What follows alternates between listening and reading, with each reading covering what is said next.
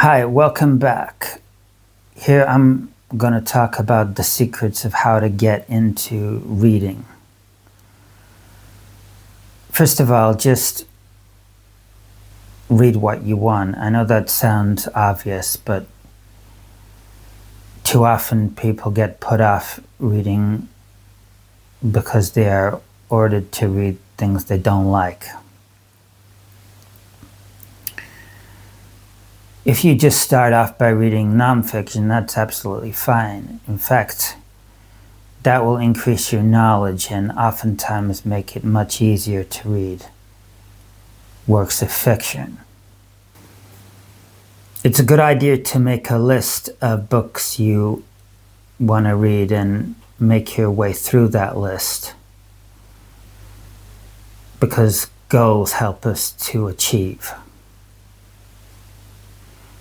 Realize that there is always fiction for you.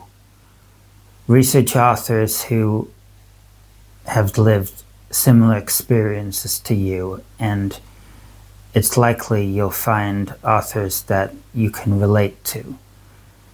For example, if you've worked in the legal field, you might find works by John Grisham to be appealing. Get involved in book clubs, both online and offline.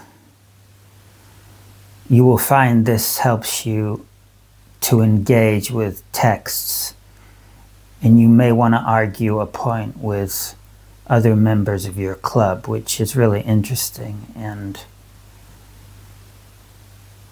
enthralling in some cases to have that debate. If you're finding a book a struggle, it can be a good idea to watch a documentary on the topic. For instance, I found The Quiet American a bit of a struggle understanding exactly what was going on to begin with.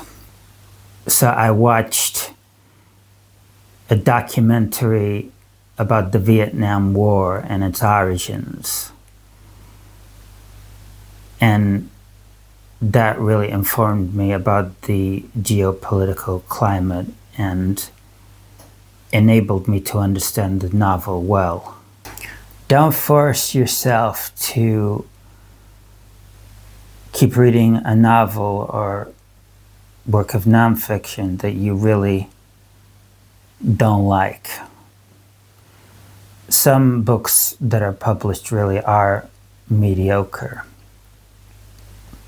And in some cases, books will only have been published because of nepotism. Keep a reading journal so that you keep track of exactly what you've read. The last thing you want to do as a reader is underestimate what you've read.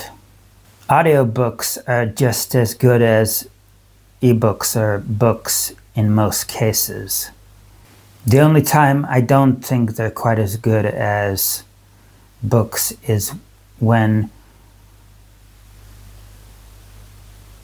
getting through delicately written prose or delicately written poetry. Then I think a physical copy is better. Audiobooks are ideal for visually impaired people and people who have short attention spans. That's a great thing about living in our modern era. Loads and loads of books are available on audiobook.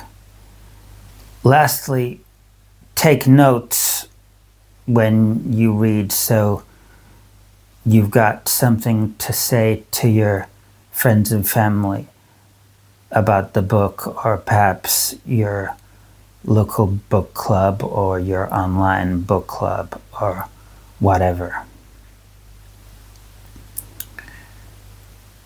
Thanks for watching. See you next time.